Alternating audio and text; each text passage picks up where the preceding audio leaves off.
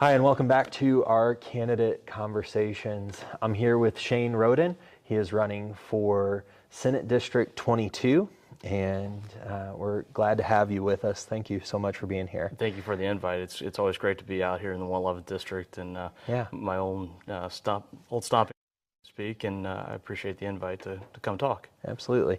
Well, just as a reminder, everyone, my name is Pastor Daniel. I'm here on staff at New Hope Fellowship, and we are not sponsoring or endorsing any of these candidates. We just want to give you, the community, the opportunity to get to know who they are and what they stand for. So again, thank you so much for being here, and go ahead and tell us a little bit about your background, who you are, and that kind of thing. So I came originally from Labadee area, and met my wife at a fire school in 2001, and didn't know at the time that we were going to both end up working at Six Flags in the first aid department. A couple of years go by as we're finishing up med school and trying to work on our careers. We actually started dating, and in 2007 we got married. So actually 15 years tomorrow, so our anniversary congratulations. already. So nothing like celebrating anniversaries and campaigning at the same time.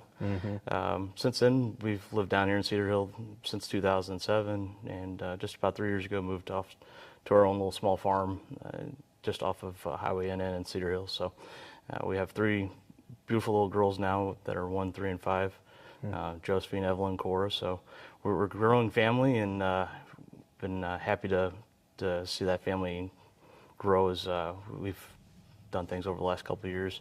I started out in the fire and EMS world. I was a full-time firefighter paramedic before I got elected, and used to be, still am, a reserve deputy sheriff. So started out in Franklin County full-time in my home department, one of the first career guys.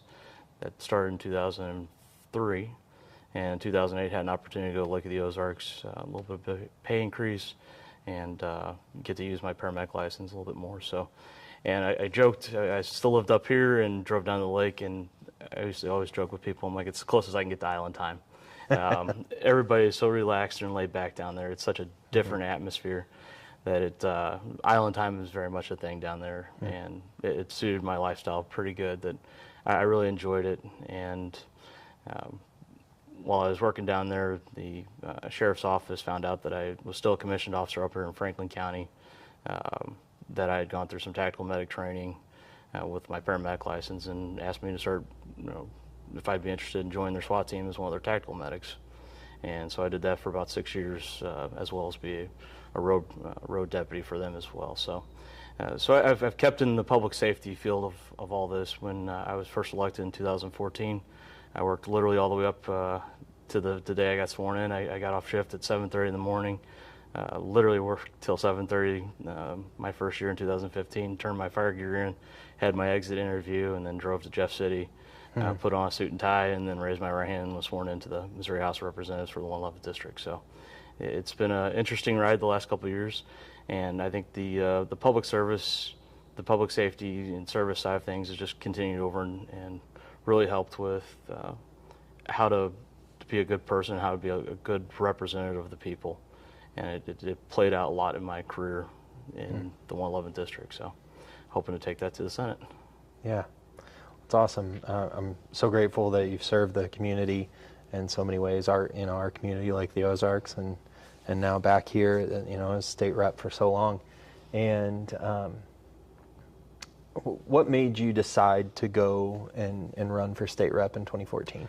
So I kind of joked, in 2010 we had a young man named Paul Kurtman who, just out of the Marine Corps, clean-cut, younger guy, ran for office and actually won in 2010. And I went, holy cow, a Republican can win in Jefferson County. So that was kind of the first eye-opener. From there, in 2011, the lines got redrawn with the redistricting, and he was pushed into Franklin County. And reality was, in 2012, the options were a politician and a lawyer. And at that point in time, I didn't like the options, and I said people are tired of lawyers running for office. And literally the day after the election, I called a couple people up and said, I don't know what I need to do, but I'm going to be the next state representative for the 111th District. And started working on campaign from there, and we just so that's what kind of got me involved, was a politician and a lawyer, and here I am. So yeah, that's awesome. Well, I want to dive into some of these questions that people submitted, and then as well as some questions we added. And so will you talk about a time you faced an ethical dilemma and how you handled it? I did read, and that was one of the questions I had to sit there and ponder for a little bit. And I couldn't think of an opportunity where I had that big of an ethical dilemma, mainly because I have a strong moral compass to begin with. And when you have that strong moral compass, everything else past that isn't really much of a dilemma. I couldn't think of any time where I was sitting there that torn on making an ethical dilemma, because those core values have been instilled with me for so long, and the public has such trust. When coming back to the fireside, I've seen people on their worst day at 2 o'clock in the morning, and the trust is put into you. It's pretty great, the responsibility. And when you have to make those kind of decisions, I don't see how those moral, ethical dilemmas have really impacted me, because you just had to do what was right. And that's what it boiled down to, was making the right decision or doing what's right in the first place. And it all comes back to your morals. What kind of jobs or volunteer activities have you had? I know you talked about jobs, so let's go more to the volunteer side of things. So volunteer side. So after I got elected, one of the rules on the state house is you can't work for a taxing entity. So I still back to being a volunteer firefighter and a paramedic. So I do that on the side. I'm a member of Franklin Jefferson County's heavy rescue team here in Franklin Jefferson County. I also a volunteer hazmat specialist for Missouri Task Force 1 Heavy Rescue. So one of 28 FEMA teams in the country. So been deployed a couple places there. So other volunteers, I have lifetime member of the Commemorative Air Force. So there's a group up in St. Charles that maintains and restores World War II aircraft. And one of the things we get to do is take those aircraft out and help provide that history and bridge that past with the future, and kind of show those kids, what that greatest generation went through, and keeping these old aircraft flying. So it's my first joint ended up helping maintain, pretty much start from finish. Never painted an airplane before, and ended up for about 3 months literally just painting an airplane, learn how to seal the fabric and put the UV coatings on and then paint it, and to the point where even the nose art, my wife and I sat on a kitchen table and drew and painted out the nose art. So wow. It's been a great experience. Getting to fly in some of these old aircraft, and you start seeing, especially on hot days, you start realizing, going back 75 plus years, what our service members went through. And it's a great experience to be able to be part of that organization. So I'm very fortunate enough to help them with that. So that's awesome. That's awesome. It seems to me like people are more interested in politics than they have been in my lifetime, and really maybe in the last century. Why do you think that is? We've gotten so polarization on politics, and I think I think some of it, it seems like in the last maybe 15, 20 years that it's gotten worse. And I almost want to say in the last 10, it's probably gotten real bad. I think people with social media is having greater access to what's going on. They're starting to see that elected officials don't actually represent them like they're supposed to, or they don't feel like they're being represented. And I think people are, on the flip side, are also being more vocal. There's no consequence for posting something on Facebook. Right. So people get almost like keyboard warrior status on Facebook, but they don't want to actually come out and call, or they want to complain, but they don't want to offer any solutions. So it's an interesting issue that we're seeing across the country, and I think part of it is because of social media. Yeah. And so what have you done, and what will you continue to do as people are more interested? They want more information, and so transparency becomes an issue. So what have you done, and what will you do? So one of the things that we started doing, one of the first things we did when we first got elected in office, we sent out surveys across the entire district in the 111th to actually kind of get a feel of the district and where people stood on certain issues. And it gave you a pretty good idea of base layer where things are at. And then from that, so we sent out the surveys every year that we've been in office, get a pulse on the community, ask for suggestions. The side from my side of things was, it's not about what bills I'm going to offer, it's what actually helps the community and what's the issues and needs out there. And I went back and I looked at a lot of stuff, and one of the last questions I asked is if you could sponsor a bill, what would it be? You know, what are those issues that you see that need to be taken care of? And there's so many issues out there that you can start working on.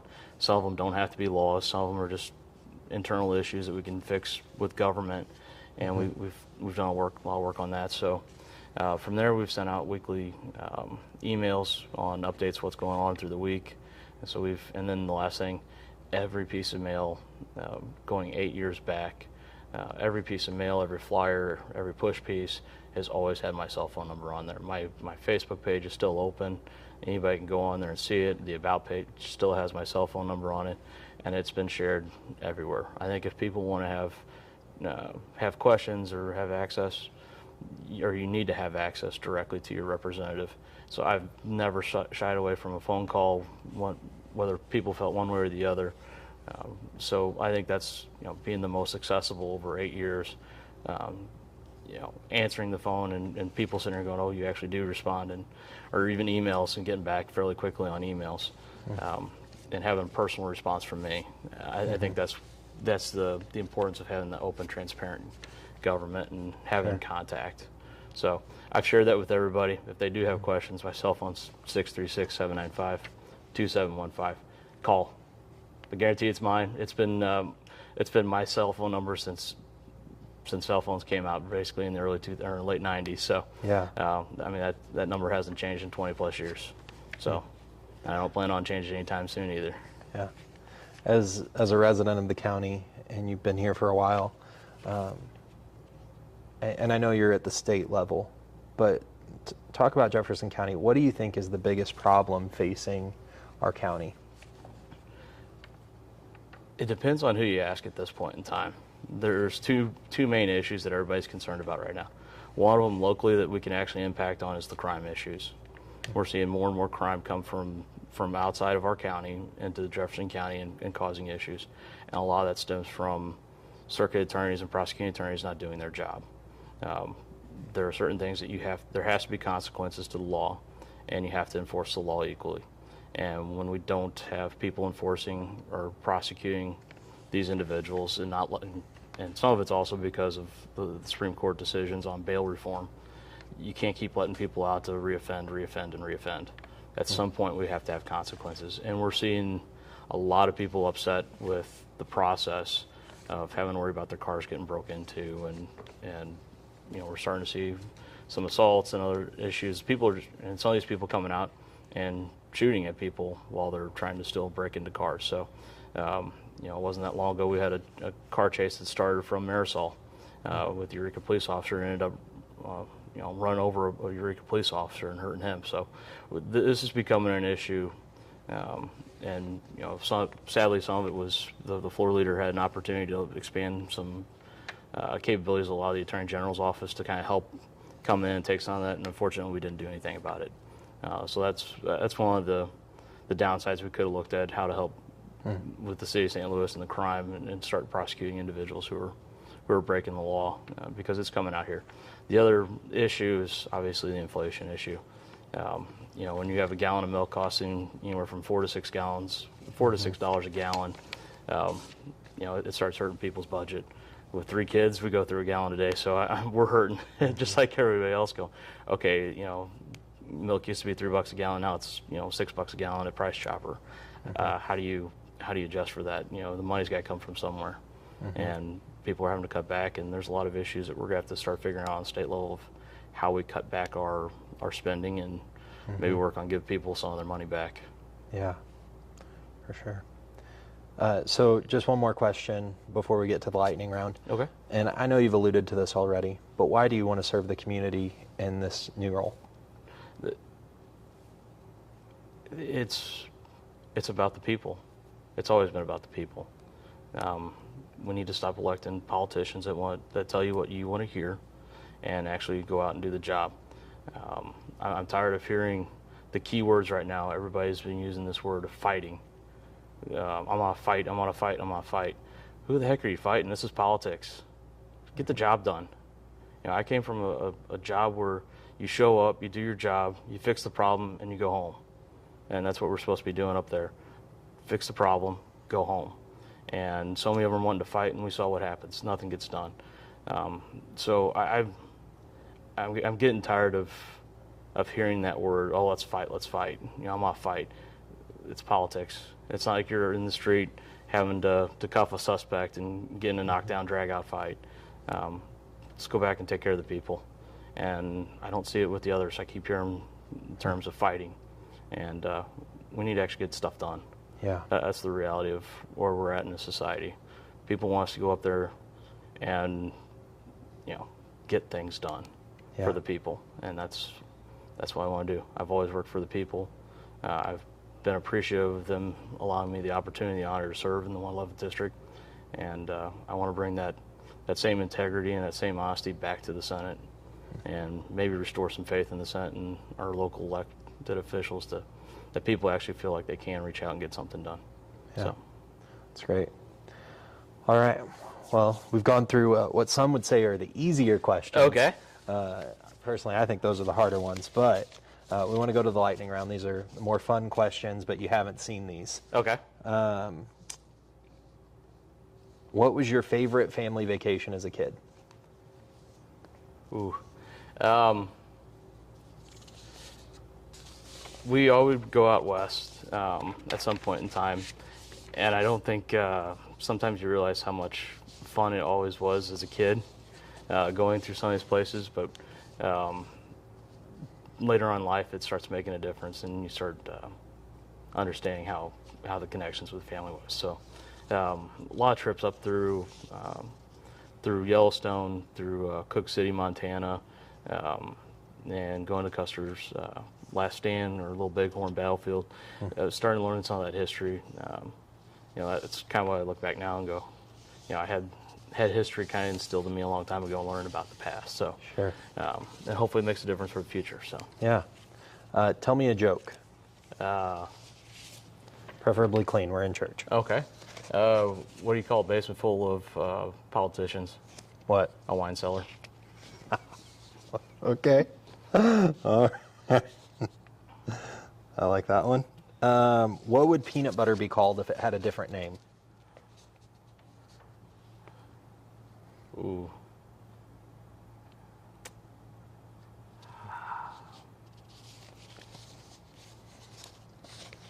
Chunky peanut. Chunky peanut. All right. What do we all do as humans that seems to be ridiculous?